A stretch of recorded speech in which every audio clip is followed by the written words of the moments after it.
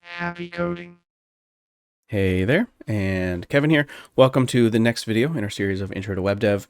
This is more or less part two of the two-part episode on first off the fetch function in JSON, and now we're going to learn about APIs. So what we learned about so far is the fetch function, which lets you, well, fetch content from other places on the internet. And we learned about JSON, which is a data format that stores data in a way that's like easy to use in JavaScript. So it ends up looking a lot like JavaScript because in a way it pretty much is. So here's an example of a JSON file, which is just really just a web page that instead of containing HTML contains this JSON content. So I can use the fetch function to fetch this content and then use it in my JavaScript. And that's what I worked through in the last video. So hopefully all of that is just review and you're like, yeah, I just watched that video. What are you talking about? And so that's what it looks like, where I'm calling fetch and then getting the JSON from it. I think for now I'm just going to use await and async, but again, remember that there's many ways to deal with the promises that come back from the fetch function. So far, what we've talked about is pretty much just getting the content from URLs that we sort of created ourselves, whether that's a file that's in our Glitch project directly or like a predefined file. It's sort of where I ended.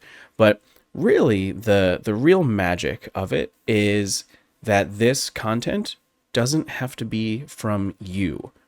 It could be from someone else, from another company, from another organization that is sort of, I don't know, organized around a certain thing, like around a certain kind of data. There's lots of different places and people and organizations that publish their data on the internet in a way that is designed to be used by like other coders.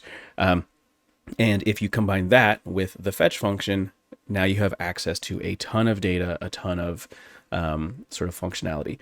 And that's what we're going to talk about in this video.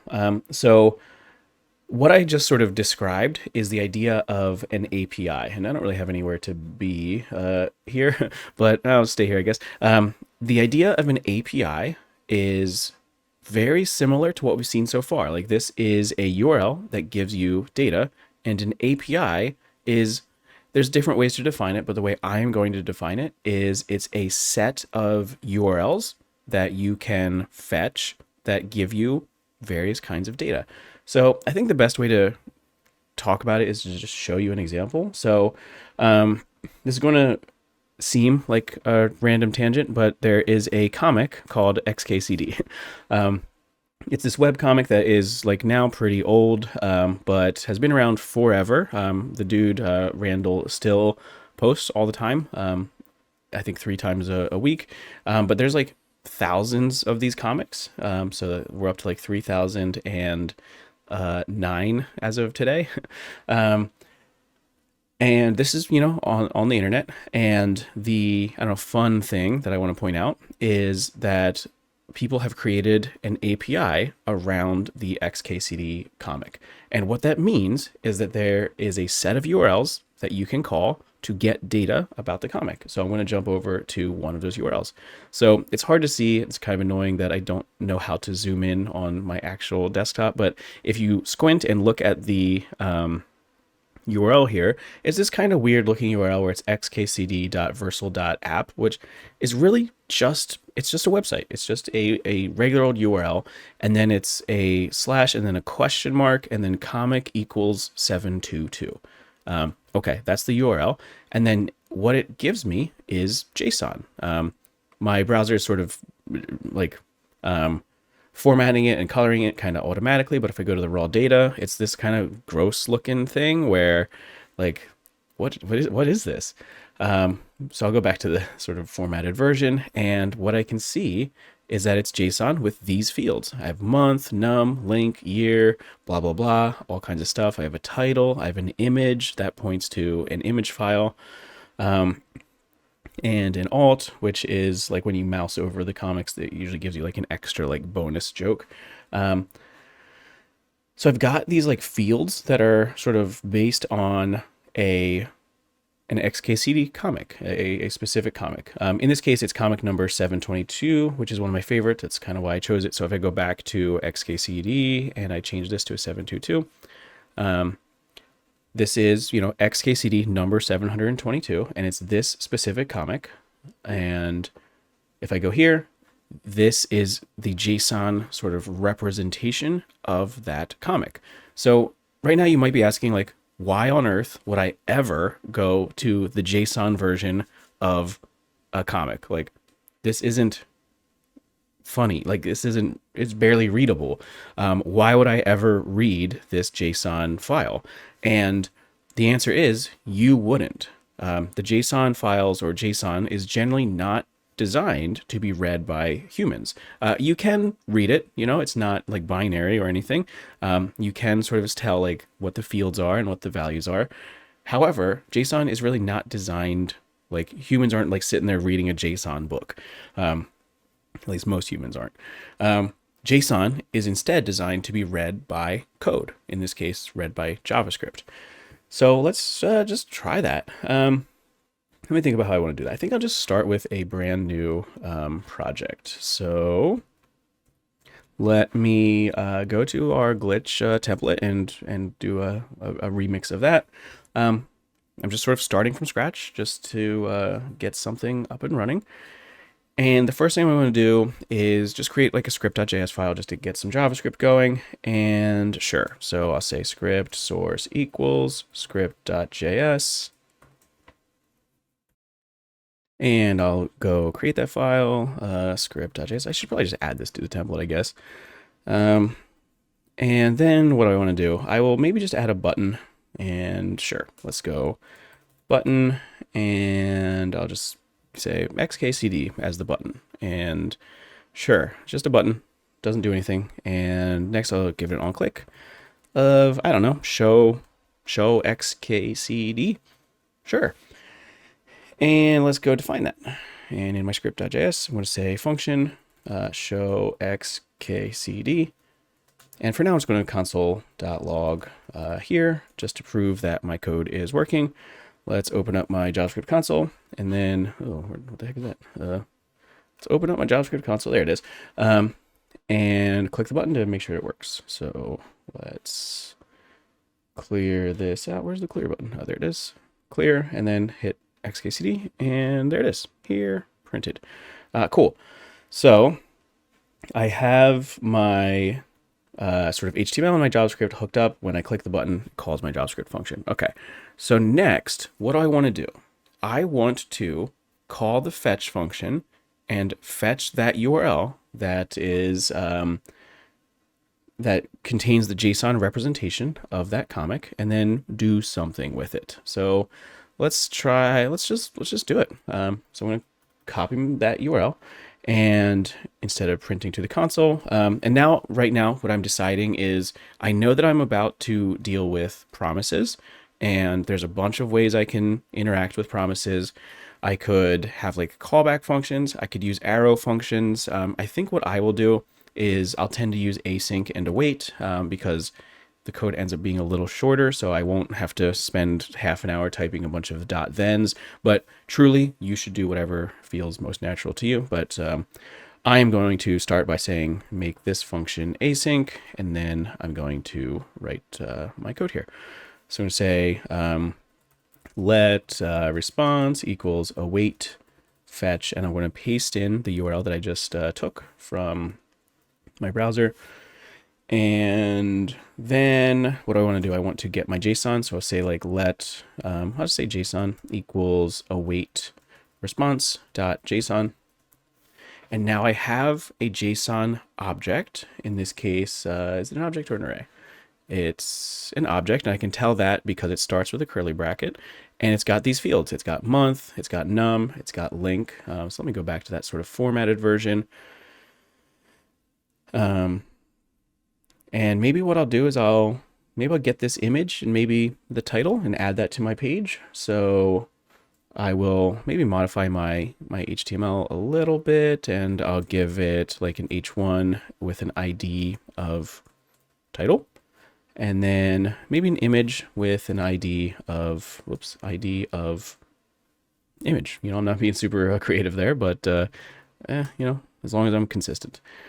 And okay, so currently those are just empty. I could maybe put like loading here. I sometimes do that, but I think for now I'll just leave them empty.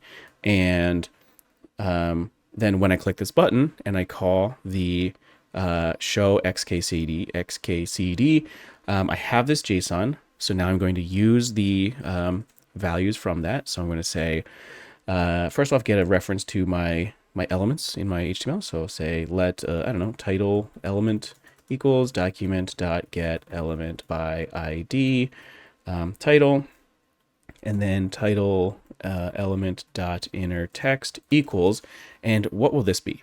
This will be a field from JSON. So I know it's going to be JSON dot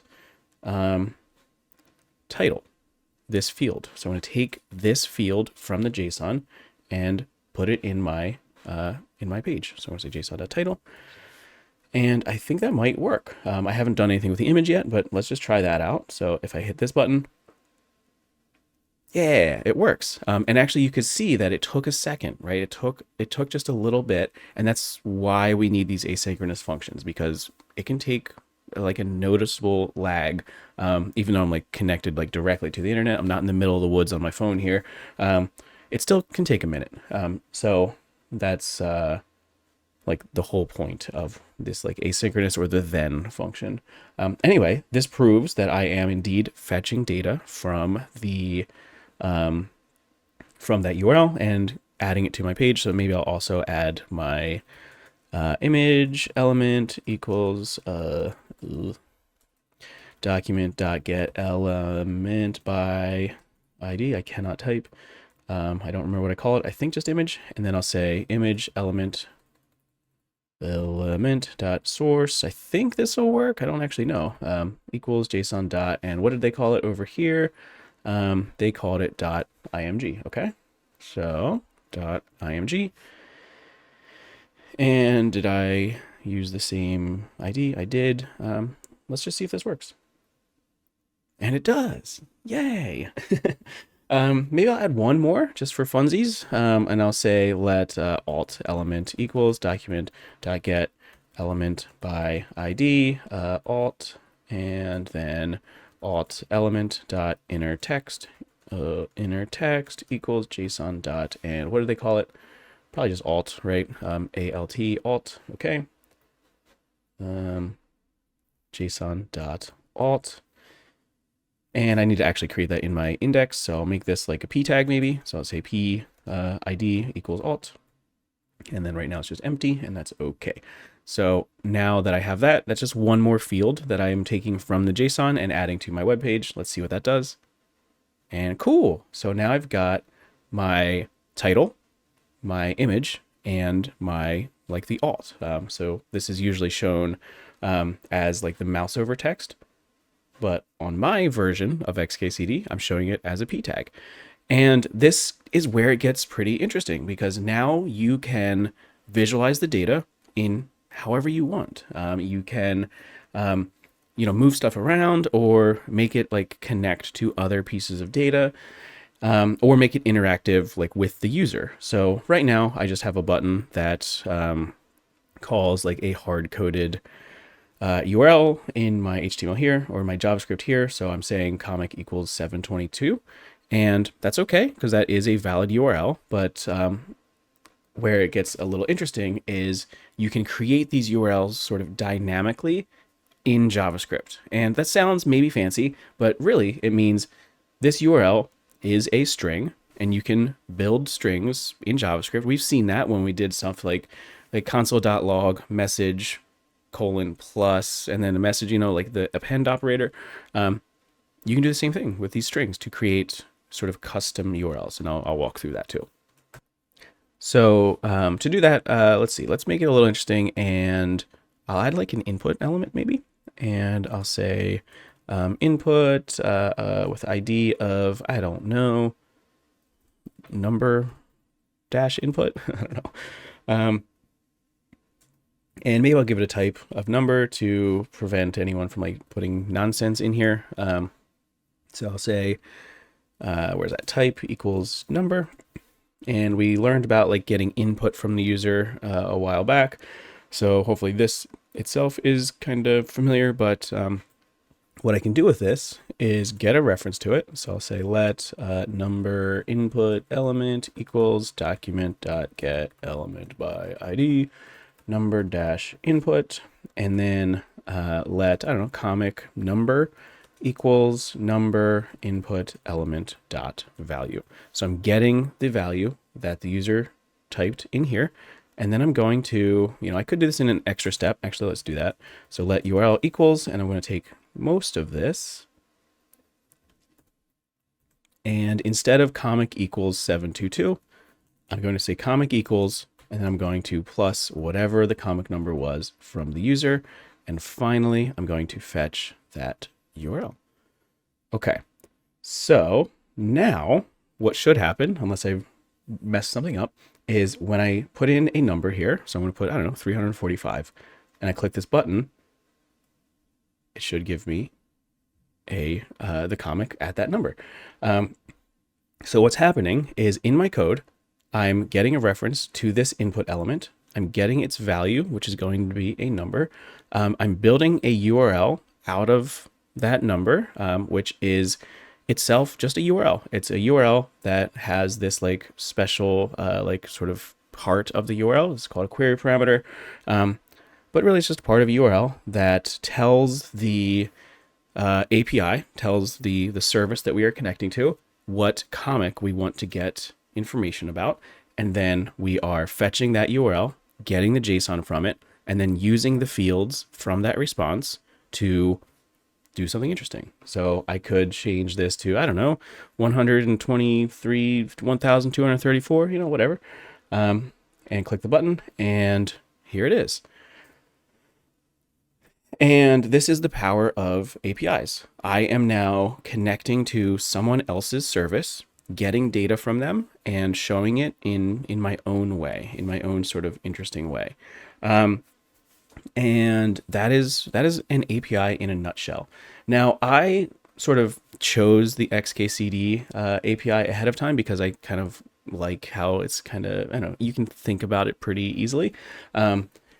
But there are many, many APIs out there. So I jumped straight to the endpoints of this URL. An endpoint is really just another word for URL. But if I take away all of the extra, like, if I take away the comic part, I will go to this page, which is the world's smallest API documentation, but this is the documentation for the API that I was just using. And it gives you the two URLs that you can use. You can either pass in comic equals and then a number, and you'll get the information for that specific comic, or you can say comic equals latest, and it will give you whatever the newest comic is. So you might think of having a web page that shows like the latest XKCD if you go to it. But this process of finding an API, looking at its documentation, and then trying out various endpoints until you find something interesting, that's what it's all about. So let's say you are interested in a specific topic and you want to find an API about that topic. So in this case, it was XKCD, but let's say I wanted to, I don't know, make a web page about books. How would I go about finding an API about books? Well, I would straight up type books, JavaScript, API. Or you can type things like books, like REST API. In the written version of this, I'll talk more about REST, but it's just another word for like web-based API. So some combination of those words will help you find APIs around whatever topic you're interested in. In this case, I'm going to use books because I sort of know that there's a good books API out there. So Google is one option. I tend to stay away from Google stuff because they tend to charge you money. But I'm looking for a free one. So yeah, Open Library. So I'm going to click this. And this is the documentation for the API the books API, the Open Library API. And it looks like there are a few sort of like sub APIs. So I can like search for books. I can look at different like editions. I can look stuff up by the like the barcode number. And, you know, I think I'll start with search maybe. So I'll click that. And here is the documentation for the books API. And really, it's just a set of URLs and then the different sort of arguments that you can give into those URLs and the fields that you get back. So, for example, if I use this URL, which is, you know, pretty much it's just a URL. In fact, I can go to it in my browser. I'm going to get back some JSON. And sure enough, it's a pretty big chunk of JSON. It's actually a really big chunk of JSON.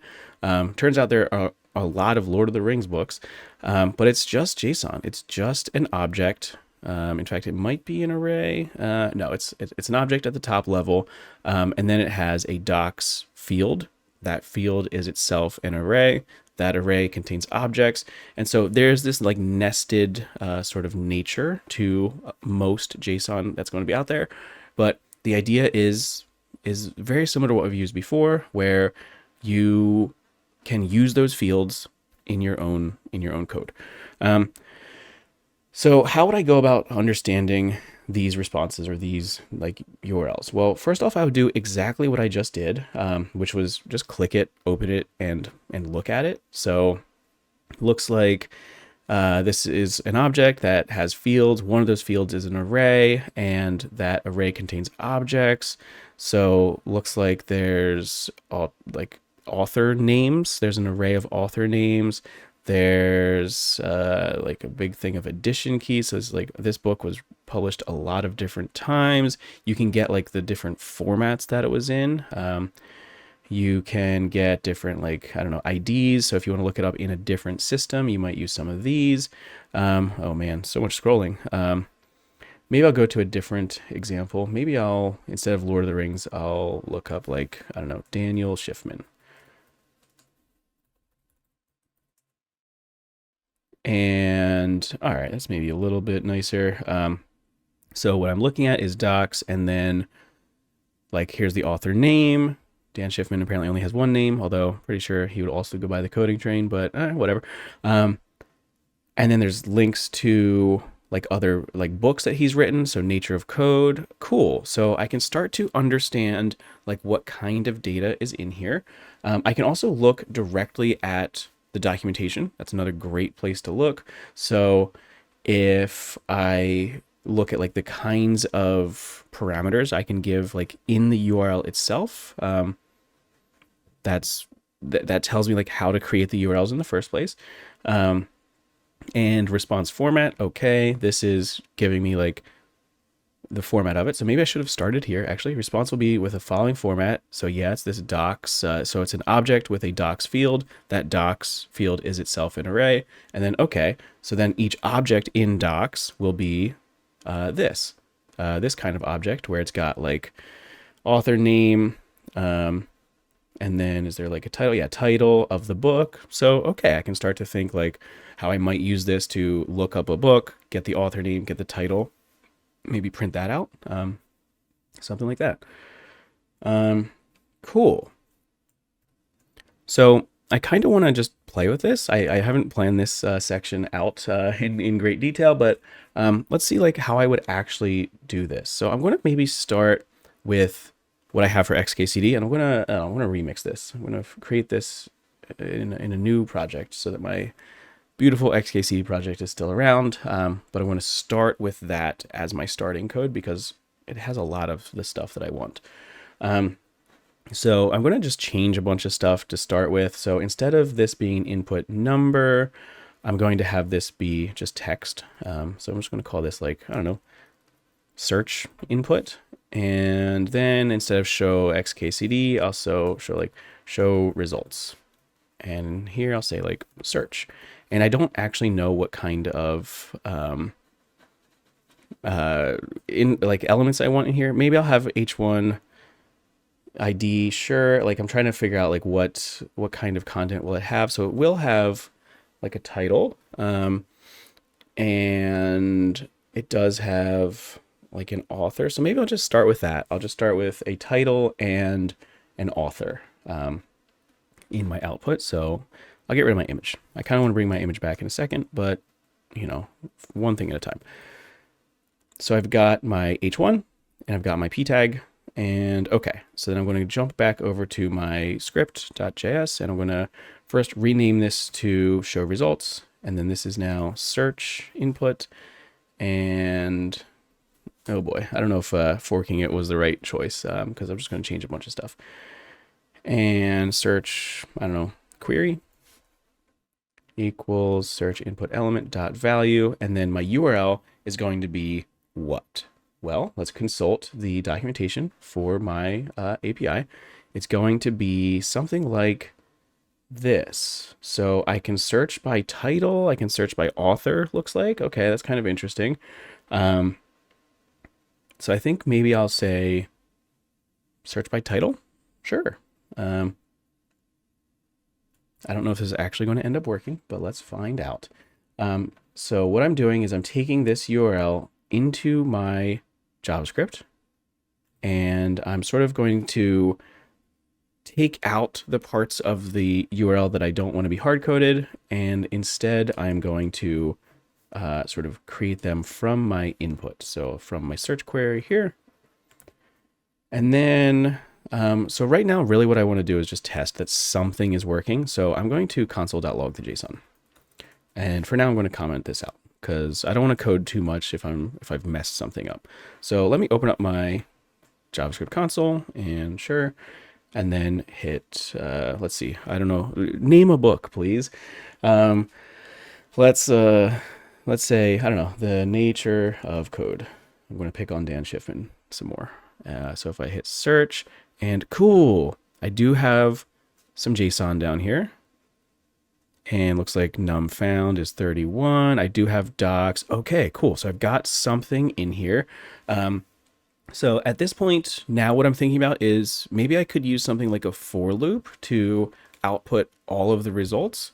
That might work. I think for now, what I'm going to do is just take the first one.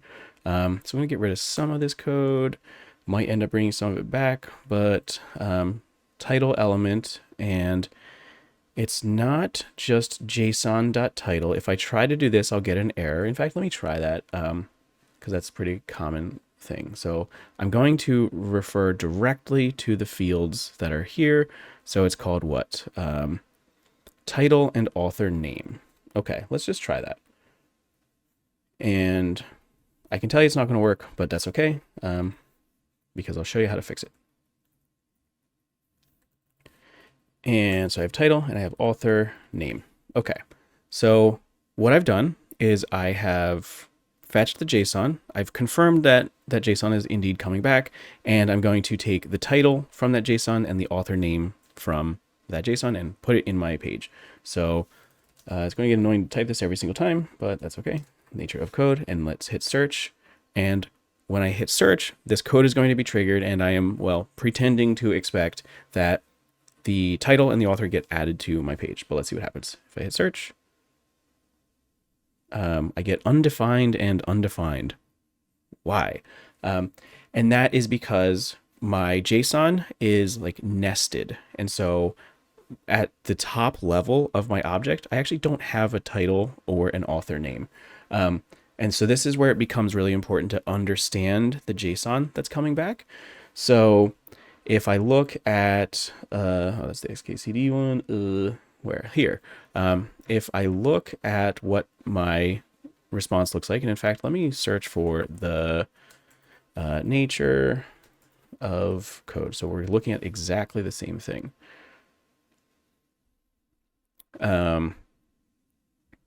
Sure. I don't know if that's exactly the same thing because it's probably because I need to do something with spaces. Let's find out.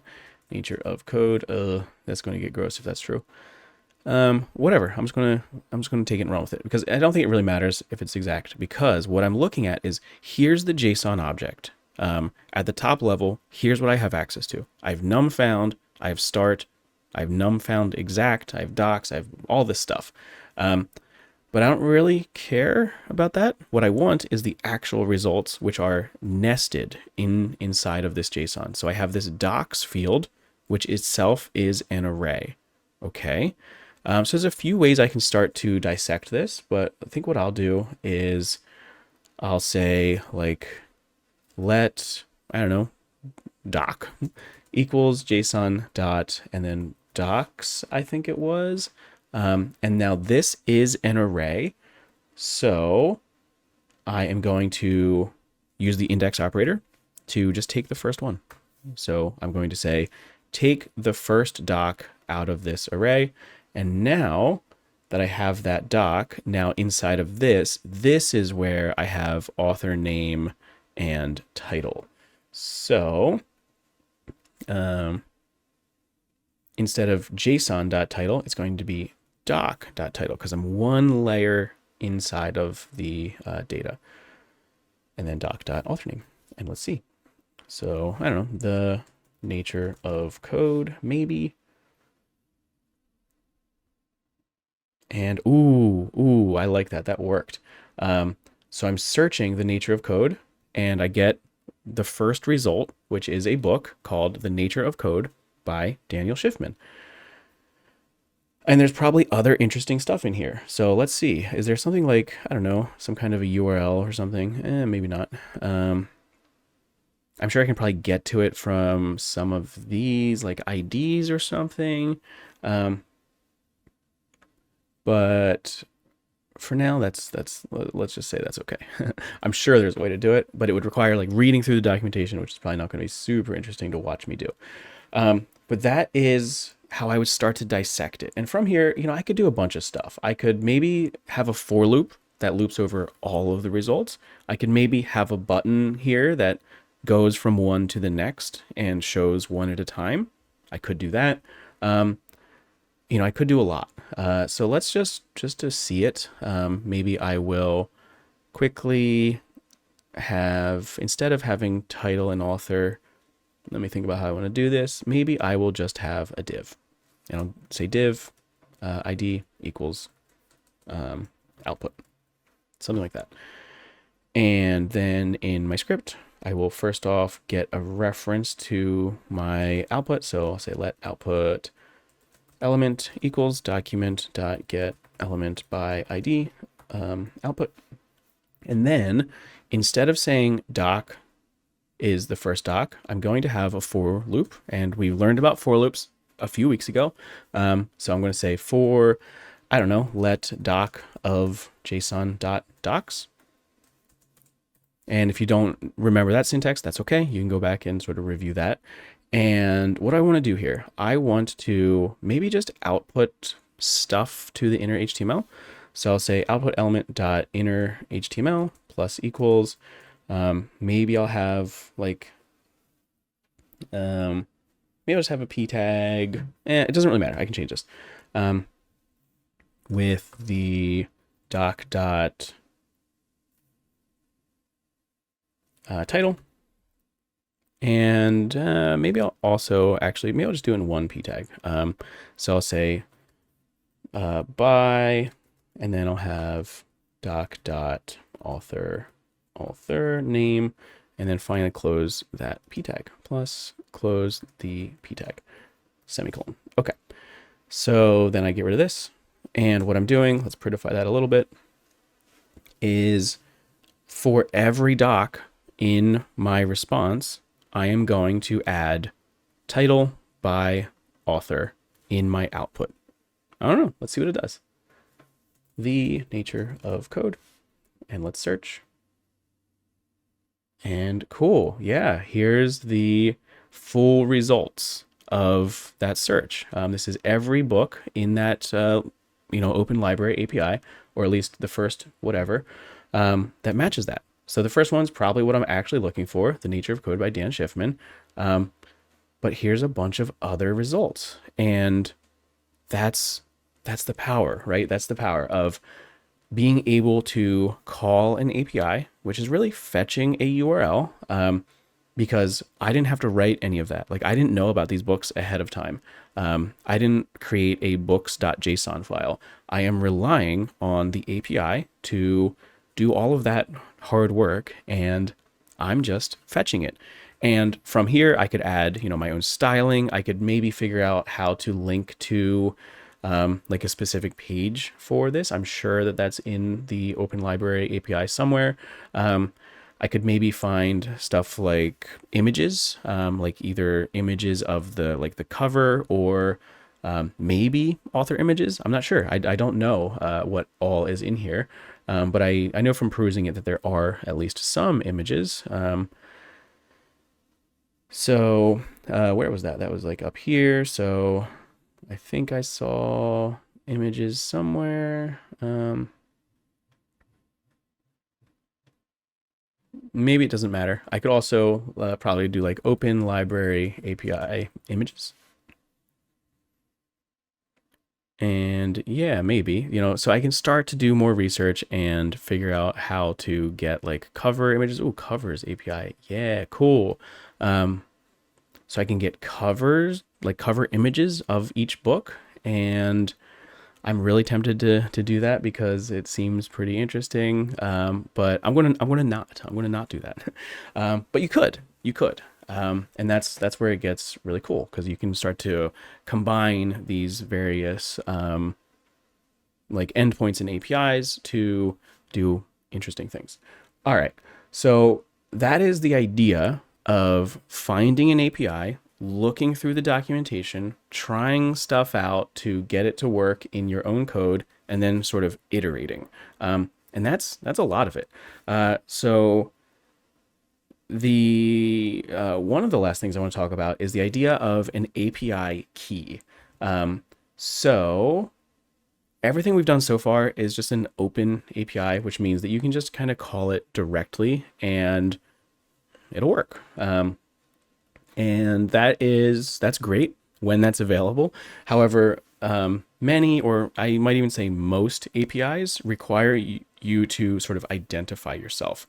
And they do this for a number of reasons. One of them is like they don't want like one person or one app, like one project or website, to send them like a million requests in 1 second and then like make their service go down. So instead of just requesting the URL, you pass in also a key that says, hey, this is who I am. So that if you try to request a million things, they'll say, yeah, actually, we're going to shut you down for a minute. And that's something called rate limiting, which I'll talk about in the written tutorial.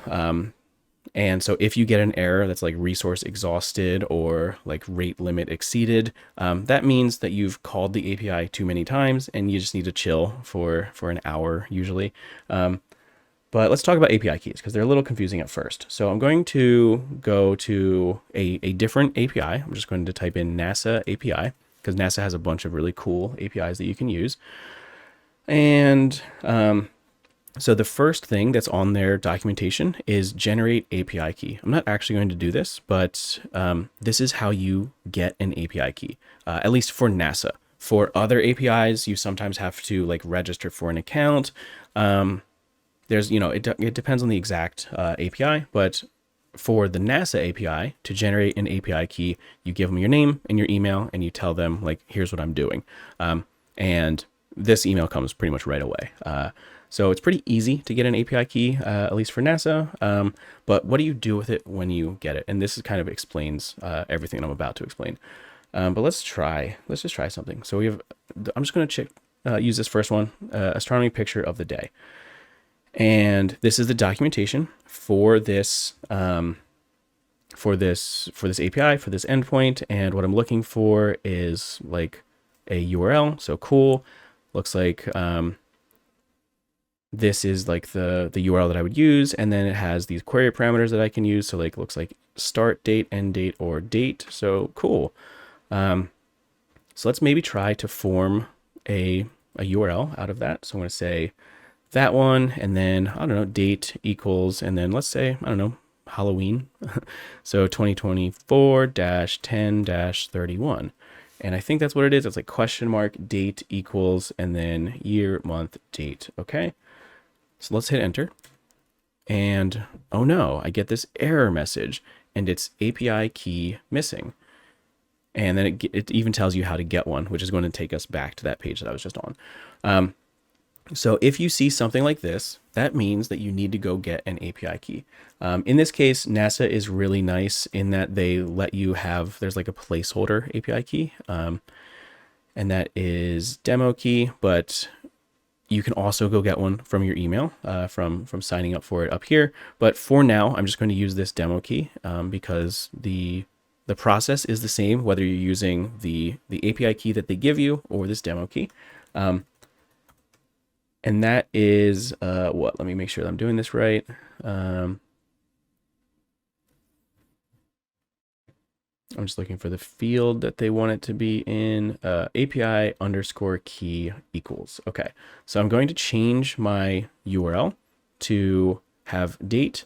And then I'm going to use the ampersand because that's like how query parameters are created. So I'm going to have an ampersand and then I already forgot it. API underscore key equals, and I'm going to paste in demo key just for now. And cool. Now I have the actual JSON response for this endpoint because I've given it the API key. And I could take this and do the exact same thing that I just did with both XKCD and the books API. I could call this using the fetch function and use these fields to show some of this in my web page. You know, you can imagine that I am showing a URL, and let's, you know, I'm kind of curious. Let's see what happens if I click that. And it's like, here's the astronomy picture of the day. NASA has this thing where every day they post a new picture, and it's usually like really beautiful, and I don't know, I love it. But this is what it was on Halloween this year. And it also has like an explanation. So you can imagine what I would do is very similar to exactly what I did when I was working with the XKCD API. And the process would be really similar. I'm not going to do that because I've already done it twice. And I think watching it for a third time is diminishing returns and probably not super interesting. So from here, you now know how to use APIs. And this is super, super powerful because it gives you access to an entire world of data and information and like services. And it lets you interact with these other like people and organizations that put their stuff out there. And that's really cool. So I showed you earlier how I would go about finding a new API, and that's pretty like naive searches for thing you're interested in, followed by JavaScript API or REST API or web API, and search through them and try them out exactly how I tried these out. I also have included a big old list in the written tutorial version of this video, way down at the bottom. And I straight up got this by searching things like fun, easy APIs or fun, like open APIs, and just kind of clicking through the results and, you know, just trying a few out. And so here's, you know, a list that you might start with. So I don't know, if you're into Pokemon, there's a Pokemon API. If you're into food, there's a food API. Wikipedia has an API, and Wikipedia is a whole like world in itself. There's all kinds of stuff. And I think the big takeaway that I want you to get from this one is you should find something that's interesting to you and then follow this pattern that I've showed you, which is understand the API by looking through the documentation, like try a couple endpoints directly in your browser, get something kind of on the simple side working in your code, and then iterate. Try to add another field, try to maybe loop over the results, try to take the results of one API call and call another endpoint based on that. And you know how to do that now. All right, I will stop there. Hopefully right now you're like, yeah, dude, let us go. Let us just go find our own APIs. And I embrace that for you. All right. The next thing we're going to do is create a project around this. So I'm excited to see it because there's a ton of diversity here. But I'm gonna be quiet now. Thank you for watching. Hopefully this was interesting, and I'll see you in the next one. And as always, of course, happy coding.